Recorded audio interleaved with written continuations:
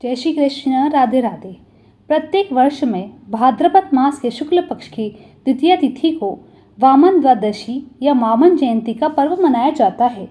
हिंदू धर्म ग्रंथों के अनुसार यह दिन वही है जब श्रवण नक्षत्र के अभिजीत मुहूर्त में भगवान विष्णु के एक अन्य रूप भगवान वामन का अवतार हुआ था। इसे वामन जयंती कही जाती है। वामन जयंती के बारे में ऐसी मान्यता है कि इस दिन भगवान श्री हरि ने बलि के अत्याचारों से मुक्ति दिलाने हेतु वामन अवतार लिया था। इसके अलावा एक और मान्यता के अनुसार कहा जाता है कि जो भी इंसान इस दिन सच्ची आस्था से व्रत रखता है उसे समस्त मनोकामना अवश्य पूरी होती है। इस दिन से जुड़ी धार्मिक मान्यता के अनुसार कहा गया है, अगर वामन जयंती के दिन श्रावण नक्षत्र है तो इस दिन व्रत की महानता कई गुना बढ़ जाती है। ऐसे में इन दिन में भक्तों का उपवास करने से वामन भगवान की स्वर्ण प्रतिमा बनकर पंचोपचार विधि सहित उनकी पूजा करने का नियम बताया गया है। इस दिन जो भी कोई इंसान पूरी श्रद्धा भक्ति से वामन भगवान की पूजा करते हैं उनके सभी कष्टों से मुक्ति मिलती है। माना जाता है कि भगवान विष्णु के इस अवतार का सीधा संबंध बृहस्पति ग्रह से जुड़ा होता है। ऐसे में जिस भी जातक के गुरु ग्रह कुंडली में खराब या दुर्बलता अवस्था में होती है उन्हें वामन अवतार की कथा पढ़नी चाहिए और उपवास भी करना चाहिए। ऐसा करने से बृहस्पति ग्रह से जुड़ी परेशानी अवश्य खत्म होने लग जाती है। विशेष तौर पर अगर किसी की कुंडली में बृहस्पति नीच दशा में है, शनि राहु केतु के साथ बैठा गया है या छठे 8वें या 12वें स्थान में विराजमान है, उन्हें वामन देव की विशेष पूजा का विधान बताया गया है। यह व्रत उन लोगों के लिए वरदान साबित हो सकता है जो बृहस्पति दशा से गुजर गए हैं। आइए जानते हैं वामन जयंती की पूजा विधि। इस दिन सुबह दैनिक कार्य से निवृत्त होकर स्नान करें। इसके पश्चात भगवान वामन का षोडशोपचार अथवा षोडशोपचार पूजन करें। इस दिन पूजा के बाद चावल, दही इत्यादि वस्तुओं का दान करना बेहद शुभ होता है। ऐसे में अपनी यथाशक्ति के अनुसार इस दिन दान अवश्य करें।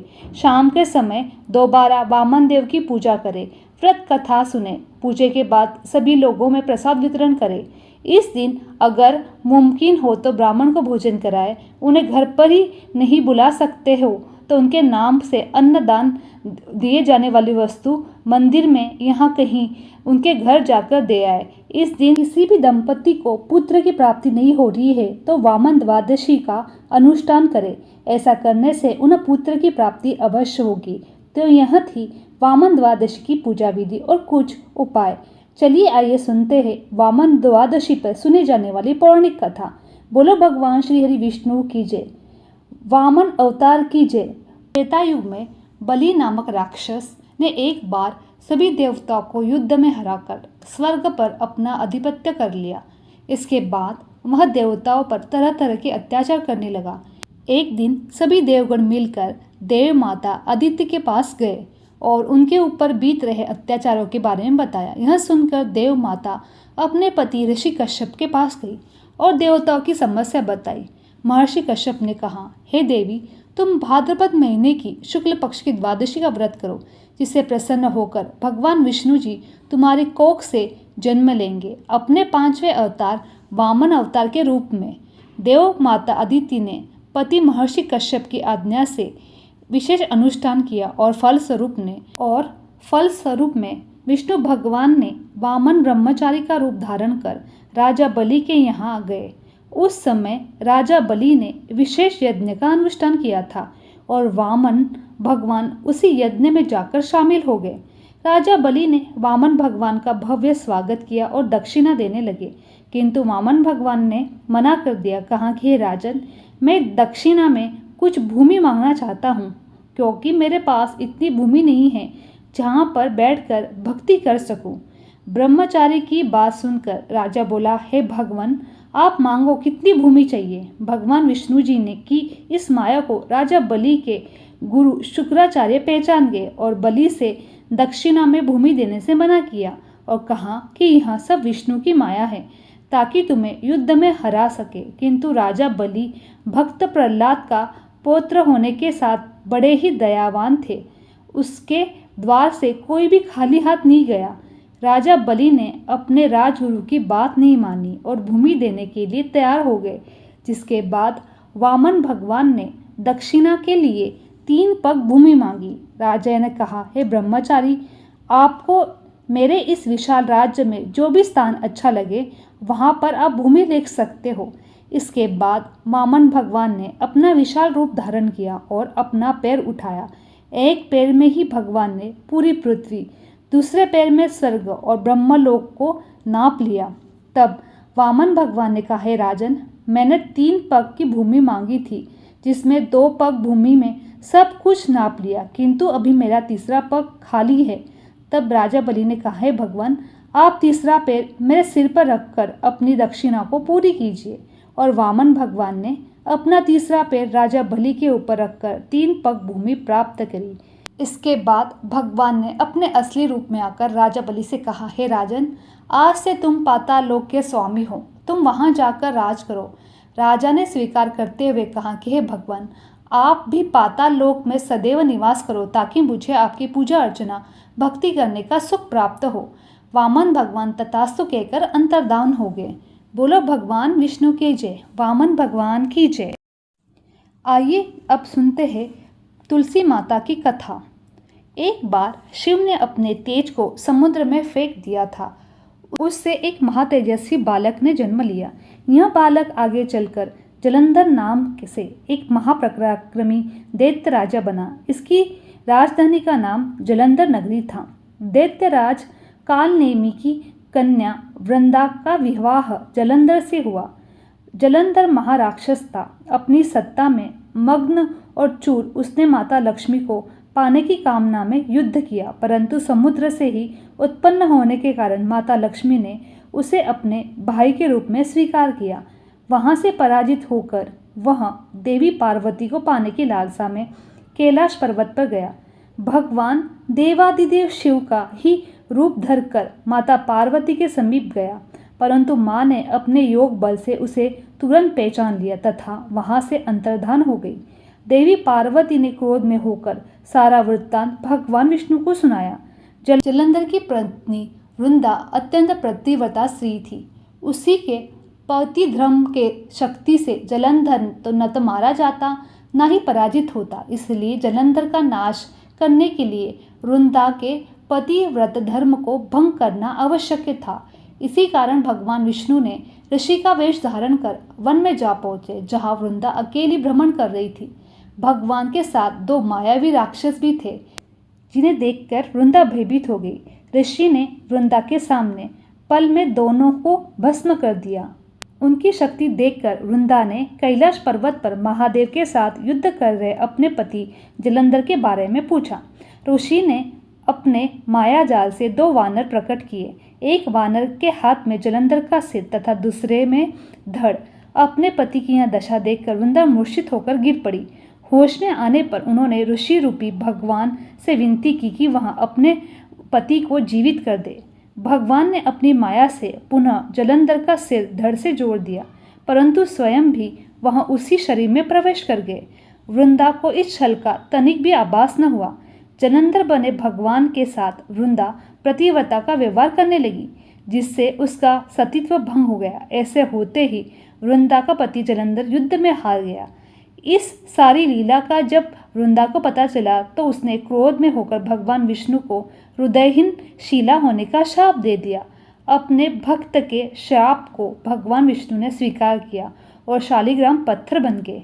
सृष्टि के पालनकर्ता के पत्थर बन जाने पर सारा ब्रह्मांड असंतुलित स्थिति में हो गया। यह देखकर सभी देवी देवताओं ने वृंदा से प्रार्थना की कि वह भगवान विष्णु को शाप मुक्त कर दे। वृंदा ने भगवान विष्णु को शाप मुक्त कर स्वयं आत्मदाह कर लिया। जहाँ वृंदा भस्म हुई थी वहाँ एक तुलसी का पौधा हुआ। भगवान विष्णु ने वृंदा से कहा, है वृंदा, तुम अपने सतीत्व के कारण मुझे लक्ष्मी से भी अधिक प्रिय हो गई हो। अब तुम तुलसी के रूप में सदा मेरे साथ रहोगी। इसीलिए भगवान विष्णु की पूजा में तुलसी पत्र का उपयोग किया जाता है, क्योंकि वह भगवान विष्णु को अधिक प्रिय है। बोलो तुलसी माता की जय, भगवान विष्णु की जय। अब आइए सुनते हैं गणेश जी की कथा। एक बार गणेश जी एक छोटे बालक के रूप में चिमटी में चावल और चमचे में दूध लेकर निकले। वे हर किसी के घर जाकर बोलते कि कोई मेरी खीर बना दे, कोई मेरी खीर बना दे। एक बुढ़िया बैठी थी। उसने कहा, ला बना देती हूँ। वह छोटा सा बर्तन चढ़ाने लगी तो गणेश जी ने कहा कि दादी माँ, छोटी सी भगोनी मत चढ़ाओ, तुम्हारे घर में जो सबसे बड़ा चरु हो वहीं चढ़ा दो। बुढ़िया ने वहीं चढ़ा दिया। वह देखती क्या है, वह तो पूरा भर गया। गणेश जी ने कहा, दादी माँ, मैं नहाकर आता हूँ। खीर तैयार हो गई तो बुढ़िया माई के पोते पोती खीर खाने के लिए रोने लगे। बुढ़िया ने कहा, गणेशिया, तेरा भोग लगाना है, कहकर चूल्हे में थोड़ी सी खीर डाली और कटोरा भरकर बच्चों को दे दी। पड़ोसन ऊपर से देख रही थी। बुढ़िया ने सोचा वह चुगली खा देगी, सो कटोरी भरकर उसे पकड़ा दी।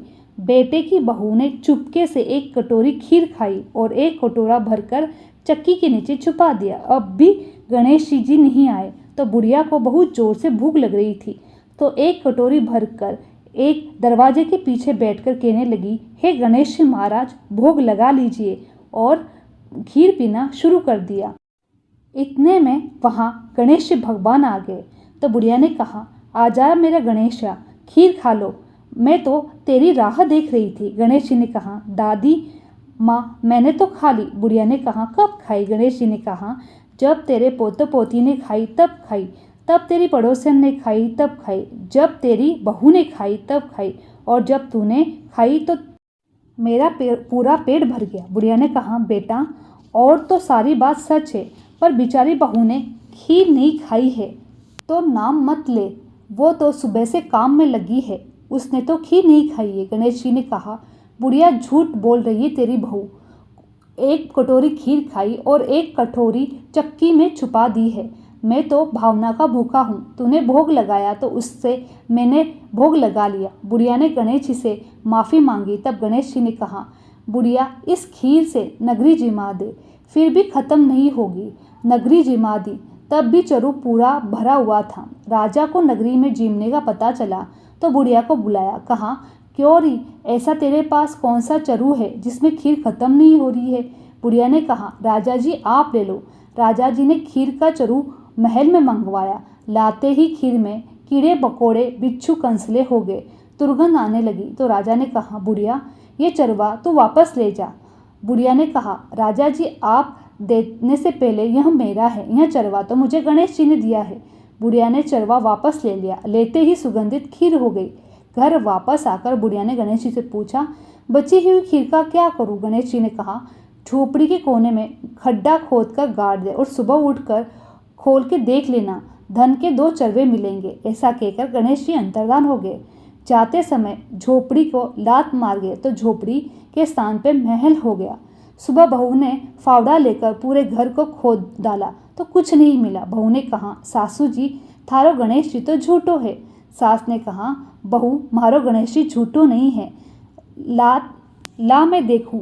वह सुई लेकर खोदने लगी तो टन टन करते हुए धन के चरवे निकल आए। बहू ने कहा, सासू जी, थारो गणेश जी तो साचो है, मेरो मन कालो है। सास ने कहा, गणेश जी भावना के भूखे हैं। हे गणेश जी, जैसा तुमने बुढ़िया को दिया वैसे सबको देना, कहानी कहने वाले को, कार्य करने वाले को और सब परिवार को देना। बोलो गणेश जी भगवान की जय। जय श्री हरि विष्णु। मेरी वीडियो आप लोगों को अच्छी लगी तो मेरे चैनल को लाइक, शेयर और सब्सक्राइब करना ना भूलें। आप सभी का धन्यवाद।